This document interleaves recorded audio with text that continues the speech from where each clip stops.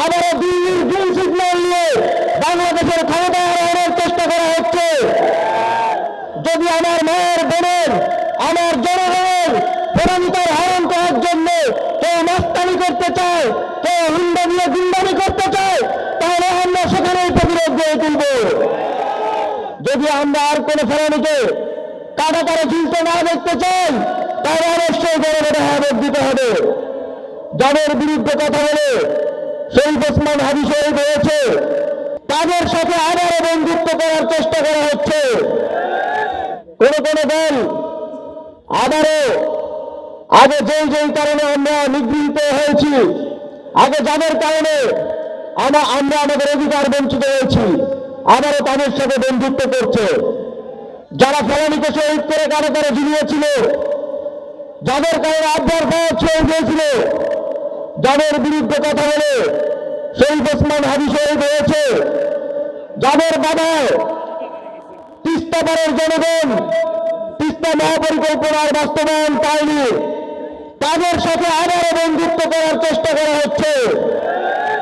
আবারও দিল্লির green signal নিয়ে বাংলাদেশের ক্ষমতা আরোহণের চেষ্টা করা হচ্ছে। আপনারা কি তাদেরকে আবারও দিল্লির গ্রিন সিগন্যাল নিয়ে আসার পর এদেশের ক্ষমতা আরোহণের জন্য ভোট দেবেন?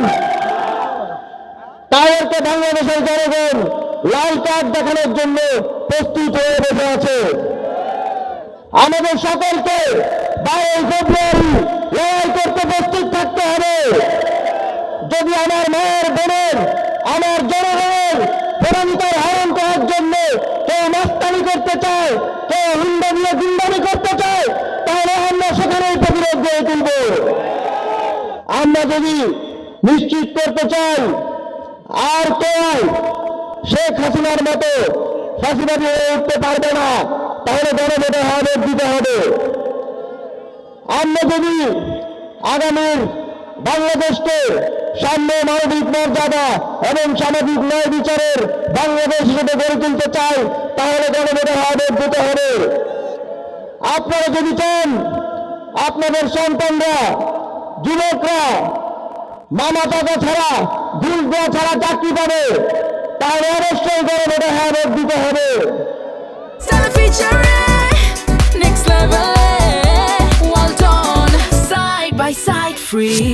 যদি আমরা আর কোনো ফেরানিকে কাটাতারে ঝুলতে না দেখতে চাই, তাহলে অবশ্যই গণভোটে হ্যাঁ ভোট দিতে হবে। আমাদের আবারও দেখা হবে 12 ফেব্রুয়ারি আস্থা হোসেনের বিজয়ের পর, আবারও দেখা হবে শাপলা কলের বিজয়ের পর, আবারও দেখা হবে 11 দলীয় জোটের বিজয়ের পর।